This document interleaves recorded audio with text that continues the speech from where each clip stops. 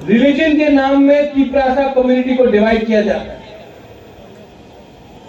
मैं हिंदू हूं, लेकिन मैंने हमेशा देखा है अपना भगवान को पूजा करो, किसी और के भगवान को गाली बकने से आपका भगवान उठता नहीं है, किसी और के घर को जलाने से आपका घर नहीं बनता है। लेकिन कुछ लोग हैं जो धर्म के नाम में हमको बांटेगा।